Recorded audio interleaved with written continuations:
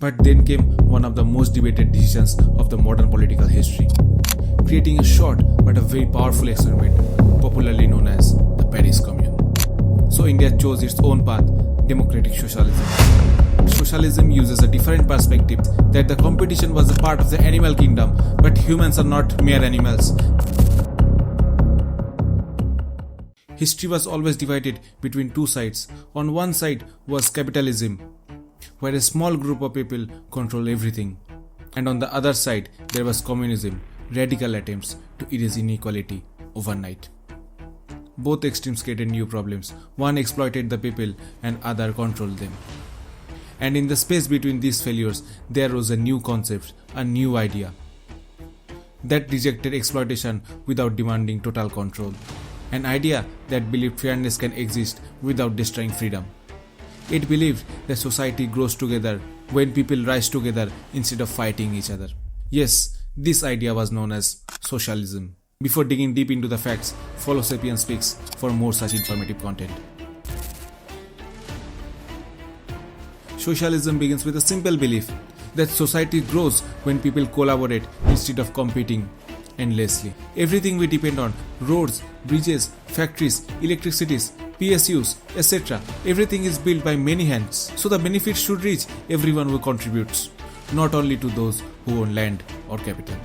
Capitalism sees life as a race where individuals must fight for themselves, but socialism uses a different perspective that the competition was a part of the animal kingdom, but humans are not mere animals, they have created societies.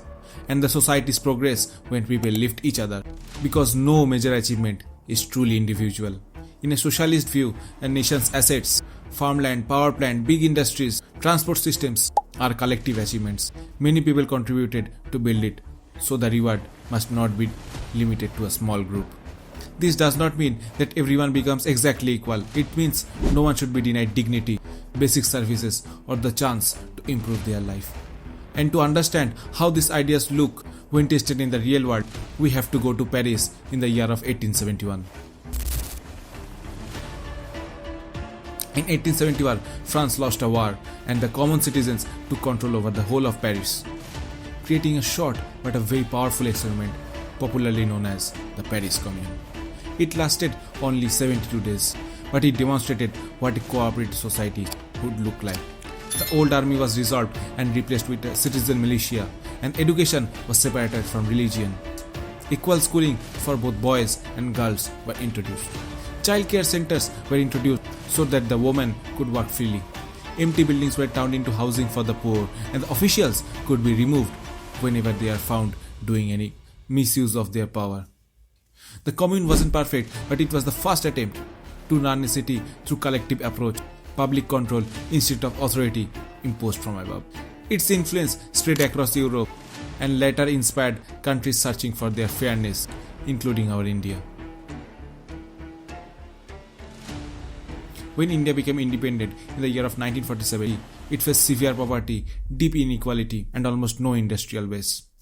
Our country needed a middle path between American capitalism and Soviet communism. So India chose its own path, democratic socialism.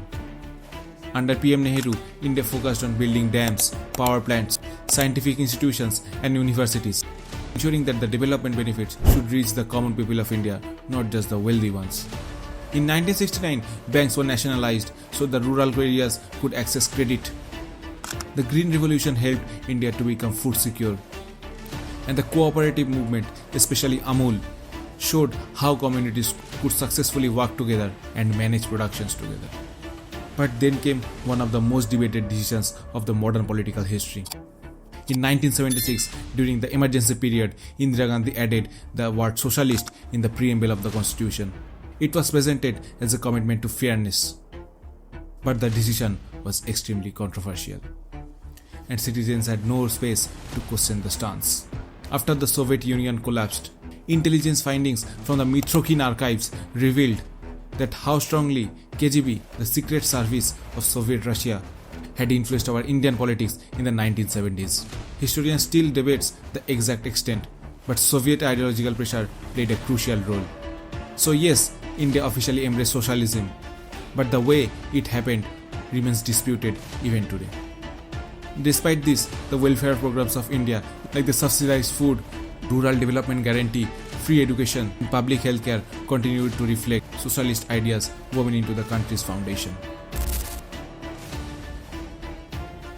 Even with criticism, socialism remains relevant because it addresses problems that capitalism fails to resolve.